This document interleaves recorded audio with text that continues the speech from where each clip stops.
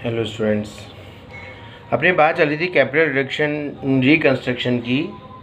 Capital reconstruction में मैंने आपको बताया था कि पहले कि आंतरिक पुनर्निर्माण निम्न प्रकार से किया जा सकता है। अंश पूंजी में परिवर्तन करके, जिसके बारे में बात हो चुकी, अंश पूंजी में कमी करके, ये वाली बात चल रही है अपने।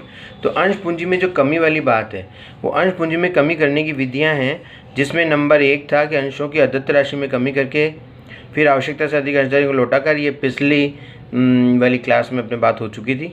और फिर अब प्रदत्त अंश पूंजी में कटौती करके।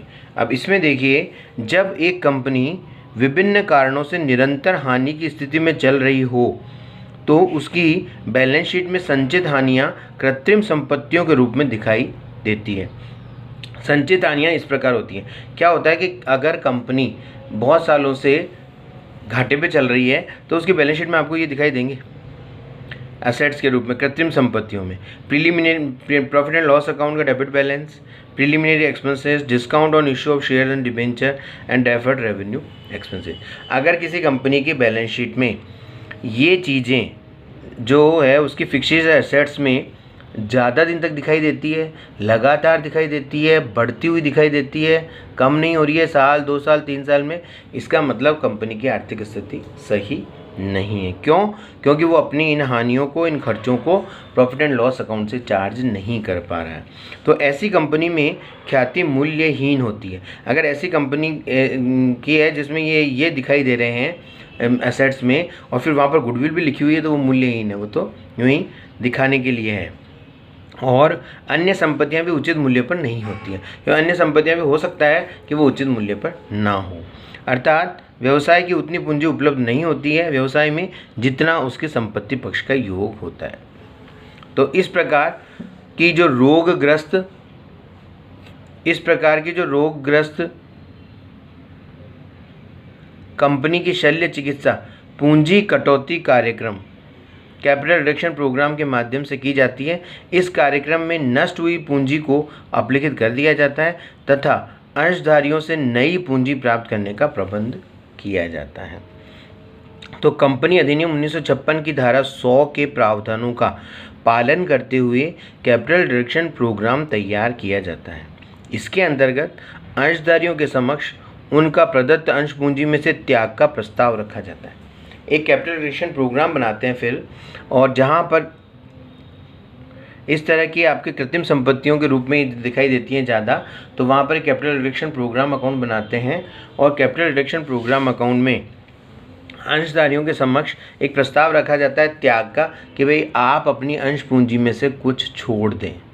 कुछ छोड़ दें का मतलब है कि 100 रुपये का शेयर है, उसको अब आप ऐसे ही माने कि आपका 70 रुपये का शेयर, मतलब 30 रुपये छोड़ना। तो इस प्रकार त्याग का प्रस्ताव रखा जाता है। और यदि हानियां बहुत अधिक हों, तो लेनदारों व ऋणपत्रधारियों को भी त्याग के लिए सहमत किया जाता है। अगर मान लीजिए ज़्यादा हानियां हों, तो फिर लेनदारों से भी मिलते हैं, ऋणपत्रधारियों से भी बात करते हैं, और सभी से कहते हैं कि भाई आप कुछ न कुछ अमाउंट थोड़ा सा कंपनी के लिए छोड़िए, अपना अधिकार समाप्त कीजिए, ताकि कंपनी एक कैपिटल रिडक्शन प्रोग्राम अकाउंट बनाकर और इसको घाटे की स्थिति से फ़ायदे की स्थिति में लाने का प्रयास करें। अब आप कहेंगे कि सर ऐसा वो क्यों मानेंगे, लेनदार और ऋणपत्रधारी, और वो क्यों मानेंगे कि भाई हम छोड़ें ये? वो मान सकते हैं, क्योंकि उनको जब ये पता चलेगा कि अगर हम कुछ नहीं छोड़ते हैं तो कंपनी तो वैसे भी घाटे में जा रही है, तो वैसे भी ख़त्म हो जाएगी, और कंपनी का अगर समापन हो जाएगा तो वैसे भी हमें कुछ भी नहीं मिलेगा, या मिलेगा तो बहुत कम मिलेगा। तो फिर क्यों ना हम एक इस तरह का प्रयास में सहयोग दें कि भाई इन्हें जो कंपनी के घाटे की स्थिति से निकालकर अगर लाभ की स्थिति की ओर ले जाने का प्रयास कर रहे हैं, तो हम थोड़ा थोड़ा छोड़ दें, लेनदार छोड़ दें, थोड़ा 25% छोड़ दें, ऋणपत्रधारी 25%, तो ऐसा हो सकता है। तो इस प्रकार पुस्तकों में कैपिटल रिडक्शन अकाउंट या रिकंस्ट्रक्शन अकाउंट खोला जाता है, और लेखांकन निम्न प्रकार से होता है।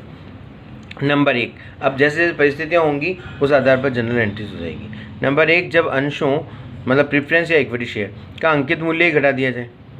अंकित मूल्य जब घटा दिया जाएगा, मतलब जो 100 रुपये का शेयर है उसको 90 रुपये कर दिया जाएगा, या 100 का 80 का कर दिया जाएगा, तो ओल्ड डेनोमिनेशन 100 रुपये शेयर कैपिटल अकाउंट डेबिट पुरानी पूंजी से, टू न्यू डेनोमिनेशन आ जाएगा 80 70 जो भी हो उससे, नई पूंजी से, और बाकी का पैसा जो कैपिटल रिडक्शन अकाउंट में चला जाएगा। 100 रुपये मान लो यहाँ आते हैं और 80 यहाँ होते हैं, तो 20 रुपये बचे ना, वो कैपिटल रिडक्शन अकाउंट में चल जाएंगे। मतलब कैपिटल रिडक्शन अकाउंट को एक तरीके से आप ये मान लीजिए कि ये एक फंड इकट्ठा करने के लिए कटोरा है कंपनी के पास में।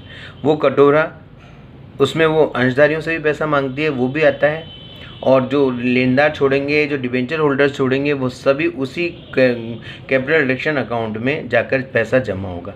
और जब वो जमा होगा तो उस अकाउंट को फिर डेबिट करके, और फिर जो भी ये अपनी कृत्रिम संपत्तियों के रूप में जो ये हानियाँ दिख रही हैं या खर्चे दिख रहे हैं, उनको अप्लिकेट कर दिया जाएगा। यही है, तो कैपिटल रिडक्शन अकाउंट में ये पैसा आ जाएगा। नंबर 2, जब अंशों के अंकित मूल्य में परिवर्तन न करके उनका प्रदत्त मूल्य घटा दिया जाए। मान लो या तो अंकित मूल्य ही बदल दें, अंकित मूल्य बदल देंगे जब तो 100 रुपये की चीज़ 70 की हो गई, तो 100 का यहाँ आ जाएगा, 70 यहाँ लिखा हुआ जाएगा। लेकिन ये कह रहा है कि अंकित मूल्य में परिवर्तन मत करो, बस ऐसे ही कह दो उनको कि भाई थोड़ी बहुत आप शेयर कैपिटल हमें छोड़ दो, अंकित मूल्य उतना ही रहने दो। तो जितनी वो शेयर कैपिटल छोड़ेंगे उतनी शेयर कैपिटल अकाउंट डेबिट करके ख़त्म हो जाएगी, कैपिटल रिडक्शन अकाउंट में आ जाएगी। पूंजी में कमी की राशि, जितनी पूंजी में कमी करेंगे वो जितना वो छोड़ेंगे कि भाई ठीक है आप 10-10 रुपये हम छोड़ रहे हैं, या 20-20 रुपये छोड़ रहे हैं, या 40-40 रुपये छोड़ रहे हैं, एक शेयर पर मान लो 100 रुपये का है, तो जितनी राशि share capital account debit to capital reduction में आ जाएगी। फिर आता है, यदि कंपनी के पास जनरल रिजर्व, कैपिटल रिजर्व या अन्य कोई भी रिजर्व हो तो उसे भी पूंजी कटौती खाते में स्थानांतरित कर दिया जाएगा।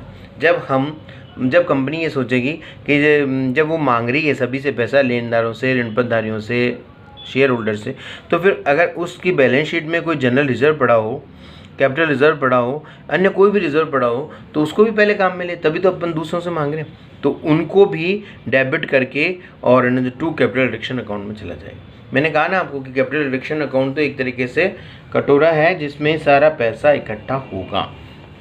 तो जनरल रिजर्व, कैपिटल रिजर्व या अन्य कोई भी रिजर्व, उनको सबको डेबिट करके और टू कैपिटल रिडक्शन अकाउंट में आ जाएगा। नेक्स्ट जो बात आएगी वो होगी, देखिए, ऋणपत्रधारियों व लेनदारों द्वारा त्यागी गई राशि से। ऋणपत्रधारी और लेनदार जितनी राशि त्यागेंगे उतनी राशि से वो डेबिट हो जाएंगे। Debentures debit, creditors debit to capital reduction account. ये तो आपको सभी को पता है कि डिबेंचर और क्रेडिटर्स का बैलेंस जो होता है वो क्रेडिट बैलेंस होता है। अगर उनको डेबिट कर देंगे तो वो उतनी राशि से कम हो जाएंगे और वो पैसा आ जाएगा कैपिटल रिडक्शन अकाउंट। नंबर 5, पुनर्मूल्यांकन से संपत्ति के मूल्य में वृद्धि या दायित्व में कमी होने पर। देखिए, संपत्ति के मूल्य में वृद्धि और दायित्व में कमी, इन दोनों से ही फ़ायदा ही होना है कंपनी को। अगर संपत्ति का मूल्य बढ़ेगा तो फ़ायदा और दायित्व का मूल्य घटेगा तो फ़ायदा। तो संपत्ति का मूल्य कब बढ़ेगा? जब संपत्ति को डेबिट करोगे तब बढ़ेगा। अगर 10,000 की संपत्ति है उसमें 10,000 और बढ़ाने हैं तो और संपत्ति को, एसेट्स को 10,000 रुपये और डेबिट करना पड़ेगा। तो संपत्ति डेबिट हो जाएगी वृद्धि की राशि से, लायबिलिटीज़ कमी की राशि से डेबिट हो जाएगा और कैपिटल रिडक्शन अकाउंट में पैसा आ जाएगा। तो अब ये सारी चीज़ें होने के बाद में विभिन्न संचित हानियों, अस्थगित व्ययों, जैसे डेफर्ड रेवेन्यू एक्सपेंसेस, संपत्तियों के मूल्यों में अगर कोई कमी हुई है तो वो नुकसान, दायित्वों के मूल्य में वृद्धि हुई है तो वो नुकसान, इसका उल्टा, उनको सबको अप्लिकेट कर देंगे। तो अब जो भी अपन इससे पहले वाली एंट्रीज़ में जहाँ पर भी कैपिटल रिडक्शन अकाउंट आया, यहाँ पर भी capital reduction account credit credit credit हुआ, उन सबको जोड़कर अब डेबिट में लिख दिया जाएगा कैपिटल रिडक्शन अकाउंट डेबिट। और अगर कोई संपत्ति में कमी हुई है तो उसको लिख देंगे, टू लायबिलिटी में वृद्धि हुई तो वो, और वो जो P&L account, preliminary expenses, discount on issue of share and debentures, goodwill, patent और प्रोविजन फॉर कंटिजेंसी, ये जितने भी जो संपत्तियाँ या जो खर्चे दिख रहे हैं कृत्रिम संपत्तियों के रूप में, उन सब को ख़त्म कर देंगे। उनका सबका डेबिट बैलेंस है तभी तो संपत्ति के रूप में दिख रहे हैं, तो अब यहाँ पर क्रेडिट में लिख देंगे तो वो सब खत्म हो जाएगी।